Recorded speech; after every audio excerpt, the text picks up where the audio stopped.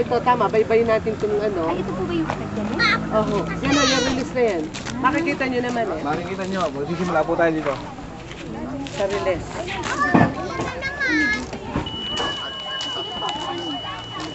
Akala nyo lang ang maganda yan. Pag ano nyo dyan, makikita naman.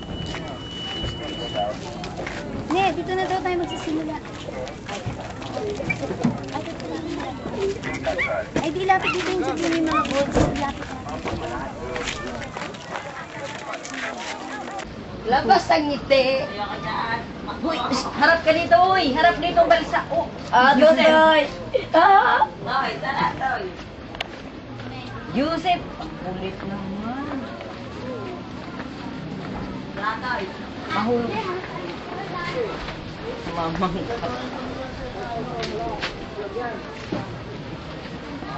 029. 029. Damit nga, sir. Bye!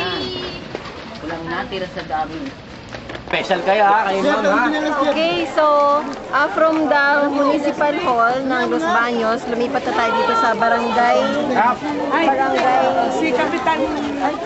Okay, ito ay Barangay Tadlac. At ngayon nga nakikita natin yung ating visitors from Cavite, TUP Cavite.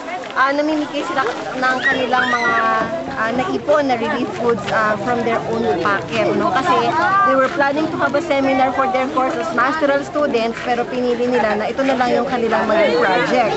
So, from there, Kuya Boy, at pakifocus lang. Yan, gumawa sila ng human relay. Okay. 029, thank you. Gumawa sila ng human relay para makarating dito yung kanilang goods. So we have about 200 families here dito sa Tadlac na makakatanggap ng kanilang relief goods or ng gifts from TUP Cavite. All together with Alpha Phi Omega, Apo ni Rizal, and Alpha Phi Omega Dasma. Okay, sa pamumuno ito ni Professor Mirna Fernando. Boy, tingnan natin yung situation ng ating mga kababayan dito sa Tadlac. Okay, so from dun sa area where we are giving away relief goods all together with PUP students, masteral students, pinuntahan natin yung lugar dito sa loob ng Tadlac. Dito sa Riles na tinatawag nila. So, Boyet, focus lang natin yung sitwasyon ng ating mga kababayan dito. Sige po, Nay, share po kayo. Halika dito. Yun po. Kayo po ay taga rito. Alin po ang bahay ninyo? Ito ang bahay ni Nanay. Ano pong pangalan nila? Imelda Arguti. Imelda Arguti. Ayan po. So, yun yung kanilang bahay. Simula kailan pa po ito, Nay? Nung Saturday. Saturday, so nung bagyong Ondoy. Ondoy. Opo, so ang mga gamit po natin, kumusta naman? Wala nga, ang dami pa nga, inano namin. Pinagtatasan lang po. Talaga.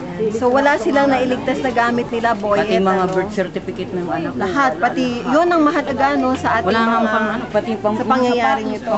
Pangpasok, di nga pinapasok. Baka mga Okay, pati mga important documents ngayon, boyet, mga kababayan, hindi na nila ma-retrieve. Surely, sapatos, kasi nabasa pati tanggana, nandun na namin Yan, nakuha sa may itsura dagat. ng kalagayan na yun. So pag lumubog tayo na, hanggang saan ng tubig na yan? Doon sa loob ko, hanggang dito. Hanggang dibdib ang tubig Pag sa loob dito, ng mas bahay. lalong malalim dito. Kasi may tambak ng... Ngayon lang yun ang naranasan namin. Yung... Hindi po kayo binabaha dito dati? Oo. Ngayon lang nangyari. Yung taas. Pati yung mga bumili na ulit ako ng binigyan ng pera. Kasi lahat pati doon na sa mahal. So dito na, ito na yung kanilang makeshift boyet, no? Mga anak ko dito natutulog. Naglalatag na lang. Kitchen. At dito sila natutulog. Tingnan natin yung ating riles dito. May nagdumit sa amin ng Naglalatag kayo. panlatag na lang. Yan. Kasi wala talaga. Pati ito, dinumit na lang sa amin. Kasi museum yung anak ko. Yan, natutulog yung 5, yung 4, yung mga nag-ano na. Thank you po, Nay. So, yan. Okay. Maraming salamat. Sige po. Thank you po, Nay. Okay, so nandito pa rin tayo, Boyet, no, sa Barangay Tadlac, Los Baños, at almost done na yung ating relief giving dito. Masaya naman yung ating mga kababayan sa kabila ng ating kalagayan ngayon. Yan ang quality ng ating mga Filipinos, you know. We can always smile in different situations. Kaya ngayon din, Boyet, kasama natin ang kapitan ng Barangay Tadlac, si Kapitan Marvin Bautista. Okay, so Kapitan, kumusta naman po yung ating kalagayan dito ng ating mga kababayan? Kalagayan po ng aking barangay is na 90% ng aking mamamayan is nasa underwater.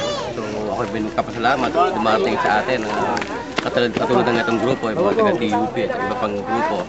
So ako pinagpapasalamat sa inyo dahil sa patuloy na pagsuporta nyo sa amin. Dahil malaking tulong ito para sa amin. Nananawagan pa ako sa ibang samahan na kung meron po kayong may bibigay sa amin is almost 2 months ang aming bubuluin dahil sa talaki ng tubig. Kapitan, may tanong lang po ako. Kasi usually, nakita namin no, lubog, we went there inside, lubog po yung mga bahay ng mga kababayan natin. Pero pinili pa rin nila na mamuhay dito sa gilid na lang ng kanilang mga tahanan. Yes. Bakit hindi po natin sila ilagay sa evacuation centers like the others? Meron po kaming evacuation, napakarami namin evacuation center. No? Meron po kami doon sa Santa Lucia, which is nakahiram muna kami ng permit temporarily.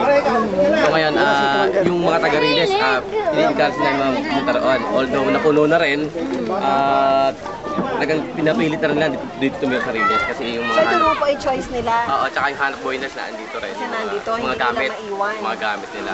Oo. Okay, so yun, Boyet, ang choice ng ating mga kababayan is to stay here, no? Iintay nilang bumaba yung tubig. Kapitan, hanggang kailan niyo po ini-expect na bubuti yung ating kalagayan? Expected po namin yan is hanggang December, mataas pa. So sana is mababa na sa December kasi Ano po ba ang kalagayan? Ano po ba yung bumaba? baba po yan. Sa mga nakarang araw po. Bumaba ng 1 inch, almost 1 inch lang. So 1 inch. bumalik ko agad. Kapalit is 2 2 inches. inches naman. So simula yung nagkarambag yung piping. So yun nangyari. So malamang hanggang Pasko, ganito pang ating sa Sigurado po yan. But we will pray, wala pong imposible sa Panginoon. Sana po. As we pray, the Lord listens naman po. Anyway, thank you so much po, Kapitan Apo, Marvin. maraming salamat po. Okay.